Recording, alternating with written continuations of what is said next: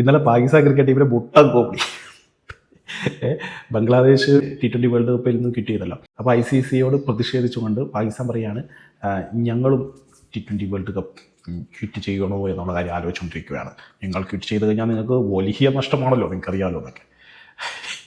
അപ്പോൾ ICC കുറച്ച് കാര്യങ്ങൾ ഇന്നലെ രാവിലെ അവരോട് ഒരു അന്ത്യശാസനം എന്ന നിലയ്ക്ക് പറഞ്ഞു. ഓക്കെ, നിങ്ങൾ ക്വിറ്റ് ചെയ്യണമെങ്കിൽ ക്വിറ്റ് ചെയ്തോ, പക്ഷേ ഈ പറഞ്ഞ കാര്യങ്ങളൊക്കെ ഞങ്ങൾ ചെറുതായിട്ടൊന്ന് നടപ്പിലാക്കും. അതായത് ICC may suspend all bilateral series.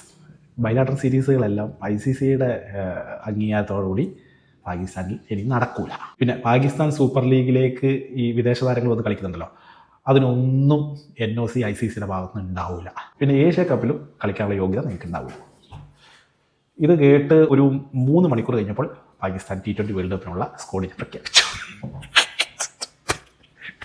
വല്ലാതെ ഞങ്ങൾ ഭയന്നിരിക്കണു. ബാബർ അസാം അടക്കമുള്ള എല്ലാവരും ടീമിലുണ്ട്. സൽമാൻ അലി ആകെയാണ് ക്യാപ്റ്റൻ.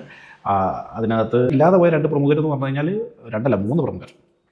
ഒന്ന് ഓഫ് കോഴ്സ് മുഹമ്മദ് റിസ്വാൻ, ഹാരിസ് റൌഫ്, പിന്നെ ഹസൻ നവാസ്. അതിൽ ഹസൻ നവാസിനെയൊക്കെ എക്സ്ക്ലൂഡ് ചെയ്തതിൽ പല പാകിസ്ഥാൻ ആളുകളും തന്നെ ഞെട്ടിയിരിക്കുകയാണ്. പകരം ആ ബാബർ അസാം ഞങ്ങൾ എടുത്തിരിക്കുന്നത്. ബാബർ അസാം BBL സമ്പൂർണ്ണ തോൽവിയായിട്ടാണ് ഇങ്ങോട്ട് വരുന്നത്. എന്നാൽ T20 പറ്റുന്ന ആളായിട്ട് തോന്നുന്നേ ഇല്ല. ആളുകളോട് 14 ബോളിലും 15 ബോളിലും 50 അടിച്ചുകൊണ്ടിരിക്കുമ്പോൾ ബാബർ അസാം 48 ബോളിൽ 50, 52 ബോളിൽ 50 അങ്ങനെ T20 അടിച്ചുകൊണ്ടിരിക്കുന്നത്. അതുകൊണ്ട് പറഞ്ഞാണ് എന്തുതന്നെയായാലും ടീമും കളിയൊക്കെ അവിടെ നിൽക്കട്ടെ, പക്ഷേ അവരുടെ ആ ബോർഡിൻ്റെ ഇതുപോലത്തെ കോമഡി നമ്മൾ കുറേ നാളായിട്ട് കാണുന്നതാണല്ലോ, ഇതുപോലത്തെ വിഡ്ഢിത്തരങ്ങളും കോമാളിത്തരങ്ങളൊക്കെ അതിങ്ങനെ തുടരുകയാണ്.